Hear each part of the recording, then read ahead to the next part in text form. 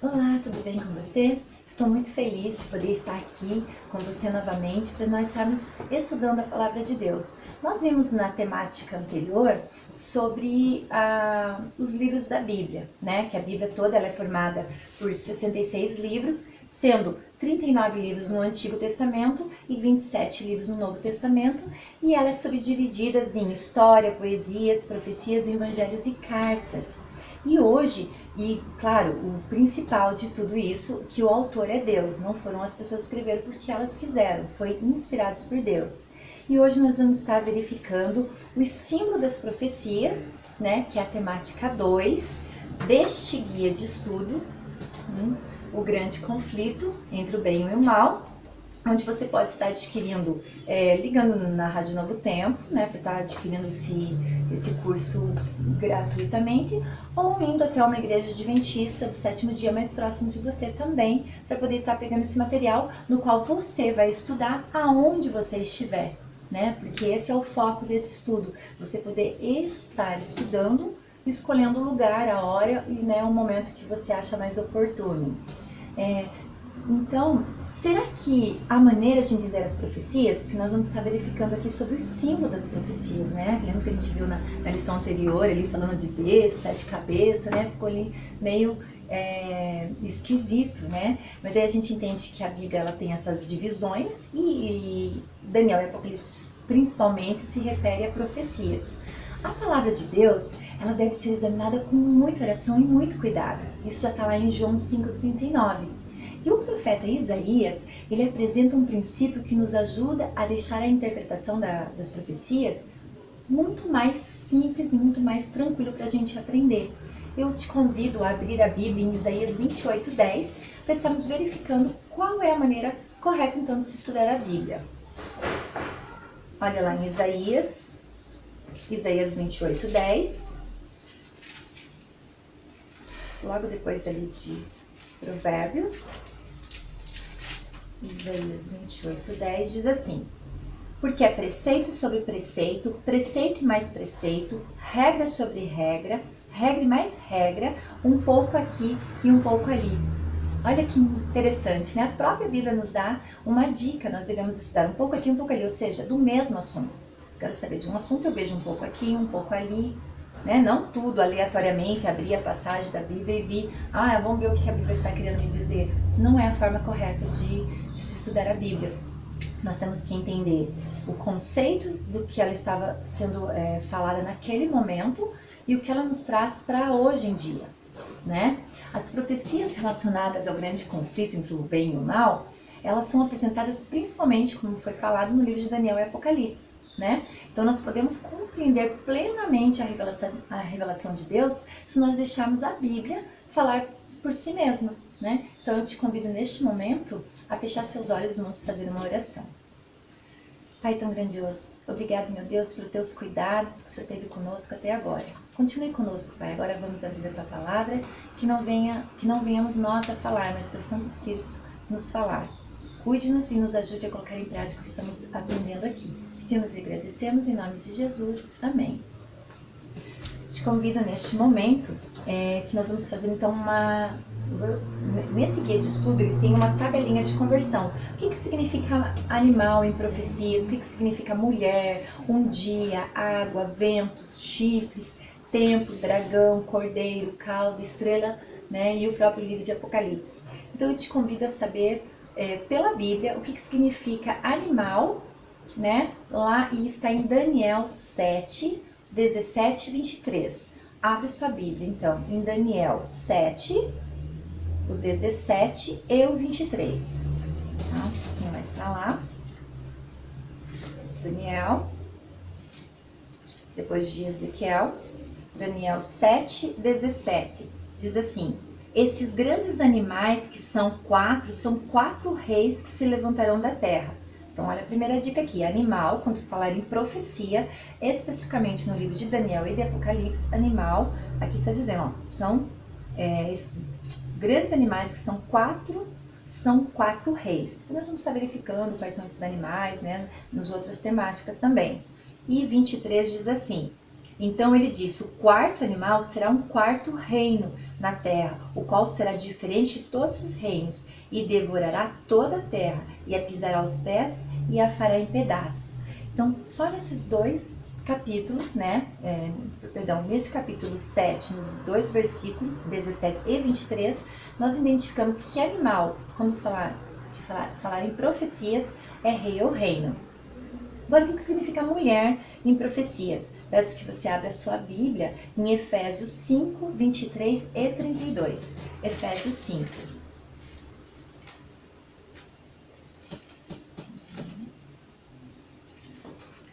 Efésios 5, depois de Gálatas ali, antes de Filipenses, 5, 23 e 32, diz assim: porque o marido é o cabeça da mulher, como também Cristo é o cabeça da igreja, sendo este mesmo o salvador do corpo. E o versículo 32 do capítulo 5 diz assim: grande é esse mistério, mas eu me refiro a Cristo e à igreja. Então, quando falar em mulher em profecias, está falando da igreja. E claro que nós vamos ver mais para frente que nós temos a igreja pura e a igreja impura, né? Um dia, o que significa um dia em profecia? Veja lá em Ezequiel, antes ali de Daniel, Ezequiel 4, 6 e 7. Abre a tua Bíblia em Ezequiel 4, versículos 6 e 7.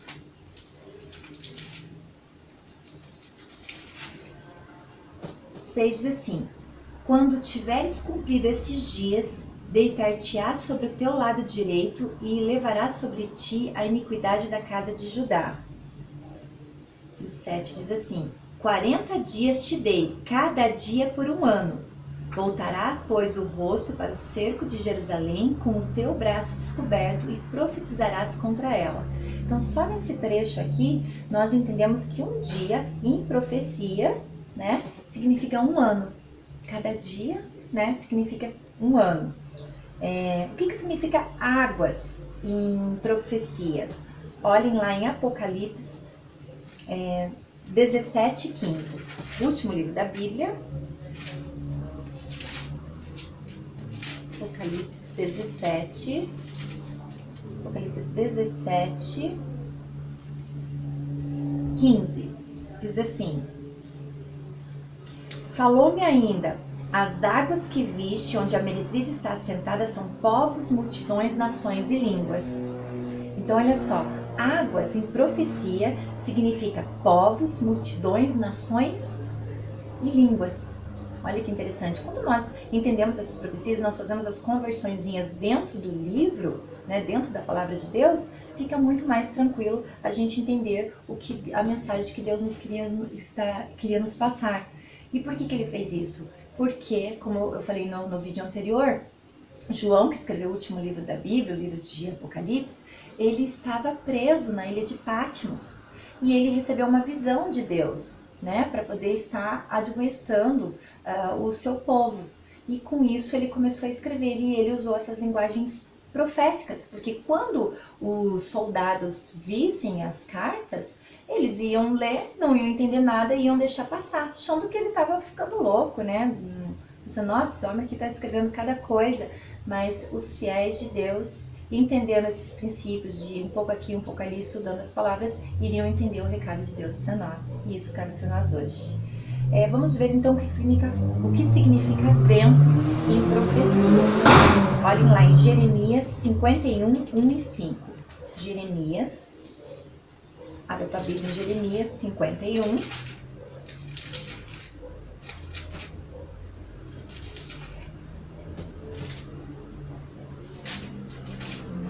Tem a aspa aqui. 51, 1 e 5. De 1 a 5, tá? 51, 1 a 5, ó. Assim diz o Senhor: eis que levantarei um vento destruidor contra a Babilônia e contra os que habitam em Leb-Camai. Enviarei padejadores contra a Babilônia, que a padejarão e despojarão a sua terra, porque virão contra ela em redor no dia da calamidade. O flecheiro arme o seu arco contra o que o faz com o seu e contra o que presume da sua couraça. Não poupeis os seus jovens, destruís de todo o seu exército. Caiam mortos na terra dos caldeus e atravessados pelas ruas, porque Israel e Judá não enviuvaram do seu Deus, do Senhor dos Exércitos, mas a terra dos caldeus está cheia de culpas perante o Senhor, o Santo de Israel. Aqui ele tem um contexto do quê? De peleja, né? Então, o contexto do quê? De lutas, de guerra. Então, ventos em profecias significam guerras, né? Rumores de guerras. O que significa chifres em profecia? Olhem lá em Apocalipse 17, 12.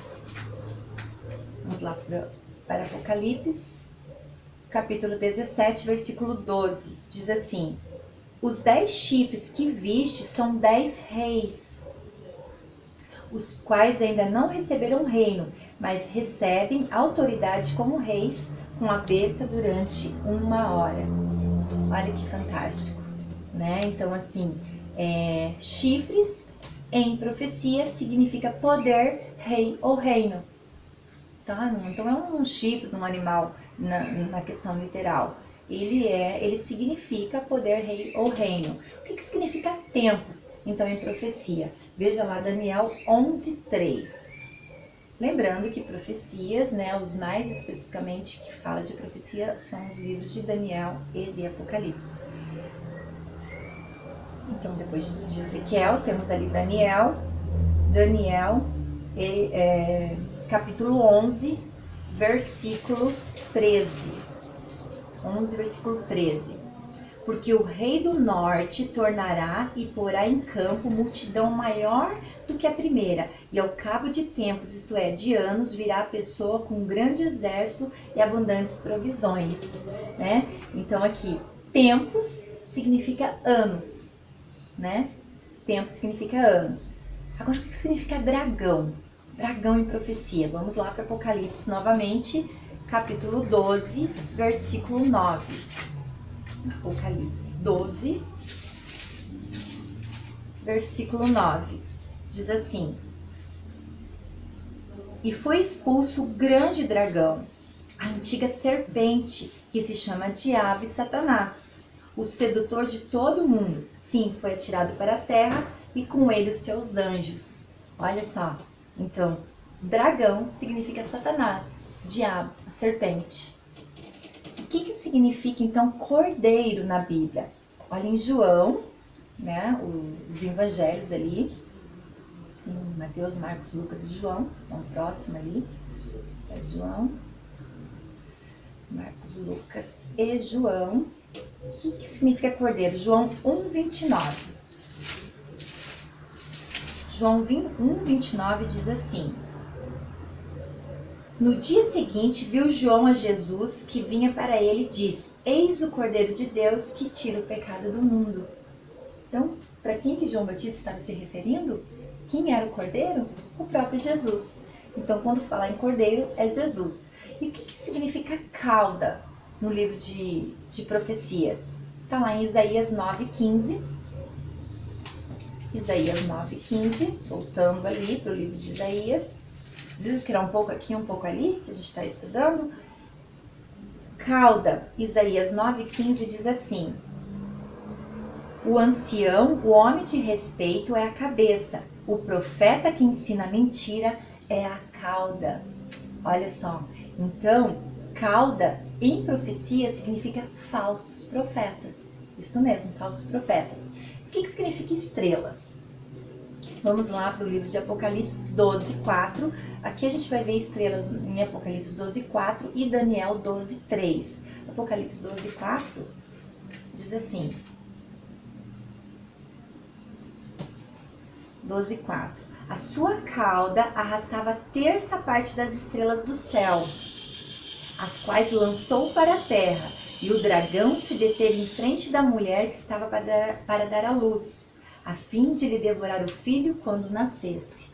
Essa questão aqui, né, que a gente entende que quem que levou a terça parte? Claro, Lúcifer na época, né, que estava no céu, e trouxe para a terra a terça parte. E aqui a gente fazendo a conversãozinha, né? O dragão que se pôs em pé, ou seja, o próprio Satanás em frente da mulher, que seria quem? A mulher? A igreja de Deus, com o seu remanescente, no caso ali, o seu descendente, que é o próprio Jesus Cristo. Então tem todo um contexto, mas nós vamos estar verificando isso mais para frente. Então, confirmando ali o que significa estrelas, vamos olhar lá em Daniel 12:3. Daniel 12:3. Depois de Ezequiel novamente, Daniel 12:3 diz assim: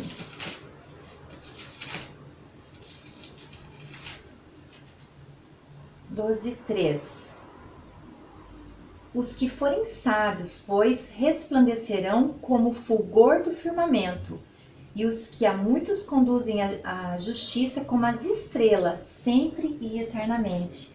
Olha então aqui, ó, estrelas significa o quê? Aqueles mensageiros, aqueles que levaram as boas novas, né, da salvação para as outras pessoas. E o que significa Apocalipse? Porque muitas pessoas têm receio, medo, né? Tem gente que nem olha o último livro da Bíblia porque morre de medo, fica pensando, não, aquele monte de bichos, né? Mas o que significa Apocalipse? Vamos lá em Apocalipse 1 mesmo, né? E o versículo 3. Apocalipse 1. Olha que maravilhoso é essa informação. Revelação de Jesus Cristo, que Deus lhe deu para mostrar aos seus servos as coisas que em breve devem acontecer, e que ele, enviando por intermédio do seu anjo, notificou o seu servo João. Vocês viram aqui? João, na ilha de Pátimos, recebeu a visão ali pelo anjo, né? Para escrever todas essas coisas que o próprio Deus revelou. O próprio Jesus estava revelando ali para ele. O qual atestou a palavra de Deus e o testemunho de Jesus Cristo conta tudo o que ouviu. E olha o 3, que maravilhoso isso aqui, ó. Bem-aventurado aqueles que leem e aqueles que ouvem as palavras da profecia e guardam as coisas nela escritas, pois o tempo está próximo. Isso serve para mim, isso serve para mim e para você. Essa é uma mensagem de Deus para mim e para você. Revelação do Apocalipse. E agora eu vou fazer algumas perguntas aqui e você vai estar procurando na Bíblia essas respostas. Nós vamos aqui estar respondendo juntos. Por meio de quem Deus sempre revelou seus planos? Por meio de quem? Nós já estudamos algumas coisas aqui, mas vamos ver o que a Bíblia responde. Olhe lá no livro de Amós, capítulo 3, versículo 7. Amós, bem ali no finalzinho. Antes de Jonas, Amós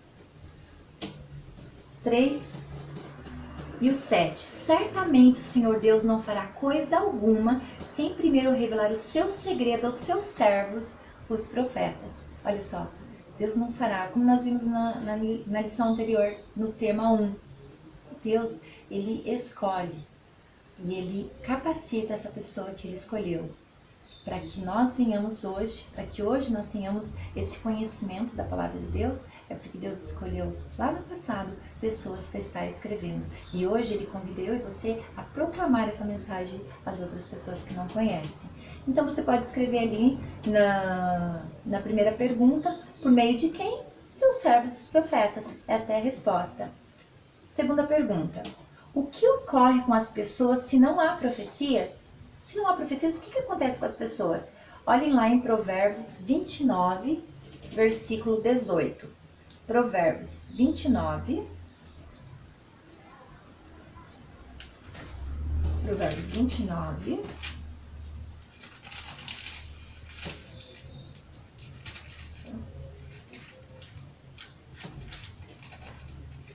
(29, 18) diz assim: não havendo profecia, o povo se corrompe, mas o que guarda a lei, esse é feliz. E é o que acontece. Quando nós não entendemos o plano de Deus para nós, a gente não toma tempo de estudar a palavra de Deus, nós nos corrompemos com as coisas que estão ao nosso redor. Porque a nossa natureza é carnal, nós nunca devemos esquecer. Nós somos pecadores, então nós somos tendência para as coisas do mundo.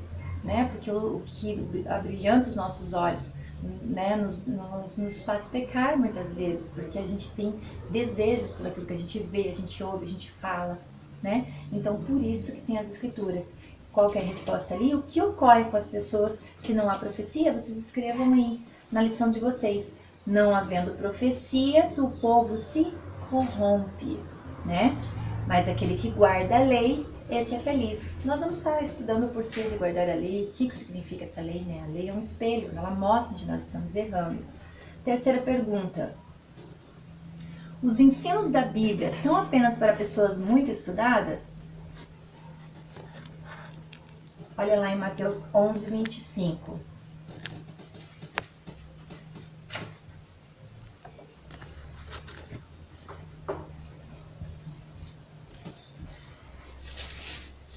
Olha lá, Mateus 11, 25. Né? O ensino da Bíblia são apenas para as pessoas muito estudadas? Mateus 11, 25. Será que Jesus iria fazer algo que só os cultos, os intelectuais iriam entender? 11, 25 responde. Por aquele tempo exclamou Jesus, graças te dou, ó Pai, Senhor do céu e da terra, porque ocultaste essas coisas aos sábios e instruídos e as revelaste aos pequeninos. Olha que maravilhoso. O próprio Jesus exultou neste momento e ele ficou muito feliz porque as pessoas simples, humildes, estavam compreendendo o verdadeiro propósito da sua vinda ali naquela terra, naquele momento. Né? E futuramente, claro, da sua expiação dos nossos pecados. Então, e ele falou, ocultou dos sábios, porque ele quis dizer que os mestres, leis e os fariseus, eles estudavam, mas eles colocavam regras tão pesadas para as outras pessoas que eles mesmos não cumpriam aquilo. Né? Então, por isso que muitas vezes Jesus os chamou de hipócritas. E ele exaltou aqui os humildes. Então, a resposta da terceira pergunta é... Os ensinos da Bíblia são apenas para as pessoas não estudadas? Não, não são. Né? São para os pequeninos, ou seja, são para os simples, são para os humildes, que estão com o coração aberto para aprender de Jesus. Ou seja, a palavra de Deus foi escrita para mim e para você. Quarta pergunta, por que as pessoas erram? Por que elas erram? Né? Mateus 22, capítulo 22, versículo 29, responde o próprio livro de Mateus, capítulo 22. Desculpa eu colocar aqui, que minha mão está bem seca. 22, 29 diz assim: Respondeu-lhe Jesus, errais não conhecendo as Escrituras e nem o poder de Deus. Por que a gente erra? A gente erra porque não conhece as Escrituras, porque as Escrituras elas nos mostram, elas nos dão meios para nós descobrirmos se nós estamos agindo corretamente ou não. Lembra que a gente viu no tema anterior que toda a Escritura é inspirada por Deus, está lá em 2 Timóteo 3, 16 e 17? Toda a Escritura é inspirada por Deus e ela é útil para o ensino, para a repreensão, para a correção e para a educação na justiça, a fim de que o homem de Deus seja perfeitamente habilitado para toda boa obra. Então, para isso que servem as Escrituras. E última pergunta é, qual é o conselho de Jesus para nós? Está lá em João 5,39. Lembrando que João, no livro de Apocalipse, no livro dos Evangelhos, João 5,39, este capítulo eu peço, tantos os outros também, que vocês grifem na Bíblia de vocês, que é fantástico. Principalmente essa questão aqui, ó. João 5,39 diz assim, examinai as Escrituras, porque julgais ter nelas a vida eterna, e são elas mesmas que testificam de mim. Jesus está falando, examine a palavra de Deus, porque ela dá testemunho sobre mim. Maravilhoso, né? Pense nisso. É muito importante você conhecer a Bíblia. Mas Satanás ele não quer que você conheça a Bíblia, não quer que você conheça a palavra de Deus. Ele não quer que você entenda as profecias. Por isso a dificuldade para estudar a Bíblia. Por isso que muitas pessoas têm dificuldade para estudar a Bíblia. Fazer este curso que você está fazendo já é uma vitória. E você, com certeza, vai receber uma bênção muito maravilhosa, muito fantástica pelo próprio Jesus Cristo, uma bênção espiritual. Porque Deus quer revelar isso a você. Ele quer revelar o plano de salvação. Então, à medida que você se deixar, se levar para estudar a palavra de Deus, você está indo de encontro com o seu propósito, que é te dar vida e vida em abundância. Então eu te convido neste momento a continuar firme nesse estudo. Como eu falei na lição anterior, nós teremos 18 temas.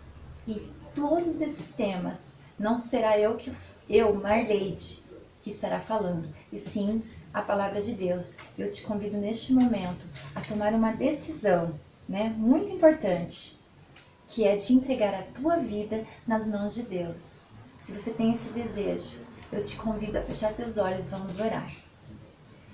Pai tão grandioso, muito obrigado, meu Deus, por esse estudo tão maravilhoso, porque o Senhor nos deixou na Bíblia Sagrada, Pai, as respostas para todas as nossas indagações. Aqui não há enigmas que não conseguimos desvendar. Tudo é revelado por Ti, Pai, porque o Senhor quer que eu e a pessoa que está do outro lado da telinha, Pai, quer que se salve. E este é o Seu desejo para cada um de nós. Tome-nos, Pai, em Teus braços de amor. Guarde-nos e nos ajude a entregarmos a nossa vida a Ti, que nós possamos ter desejo de estudar a Tua Palavra a cada dia. E começando, Pai, pela primeira hora do nosso dia. Esse é o meu pedido, essa é a minha oração, em nome de Jesus. Amém. Então eu te convido a estar comigo novamente para estudarmos as colunas da verdade, a lição 3, no próximo estudo, e que nós possamos juntos, então, estar aprendendo mais sobre Deus. Fique com Deus. Um grande abraço.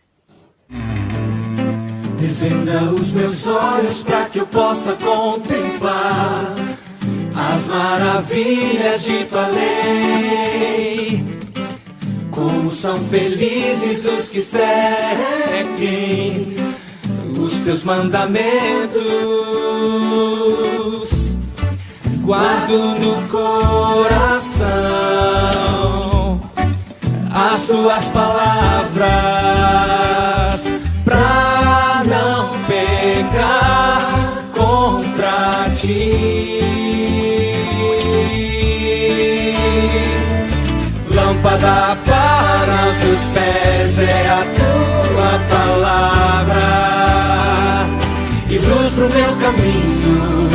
Lâmpada para os meus pés é a tua palavra. Não ando sem destino. Desvenda os meus olhos. Desvenda os meus olhos para que eu possa contemplar as maravilhas de tua lei.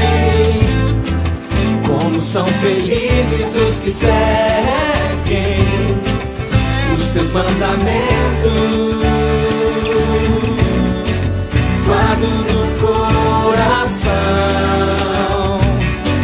as tuas palavras pra não pecar contra ti.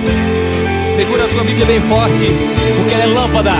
Lâmpada para os meus pés é a tua palavra e luz pro meu caminho. Lâmpada para os meus pés é a tua palavra. Não ando sem destino. Cara, a Bíblia pra mim é tudo, é meu guia. Ela que me instrui, que ilumina meus passos. A Bíblia me mostra como refletir o amor de Deus para as pessoas. Lâmpada para os meus pés, luz. Já experimentou andar no escuro? Em meio à escuridão, a luz é o que te guia. E a Bíblia faz exatamente isso. Hoje o mundo procura a luz, procura esperança. A Bíblia pra mim é a luz que ilumina o caminho da vida. A Bíblia, ela em momentos de muitos problemas, ela acalma o meu coração. A Bíblia me mostra que não importa como eu estou e nem onde eu estou.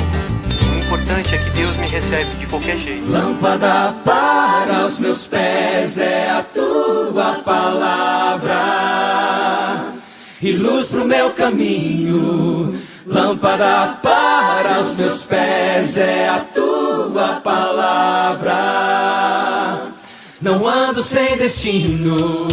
Lâmpada para os meus pés é a tua palavra e luz pro meu caminho. caminho, lâmpada para os meus pés é a tua palavra. Não ando sem destino, lâmpada para os meus pés é a tua palavra. E luz pro meu caminho, lâmpada para os meus pés é a tua palavra.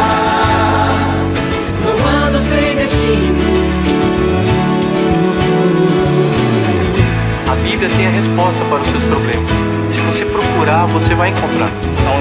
São lições que eu não consigo tirar pra minha vida. A Bíblia fez parte da minha educação. São meus parâmetros de ética profissional, de valores das pessoas, das minhas atitudes, meus princípios, valores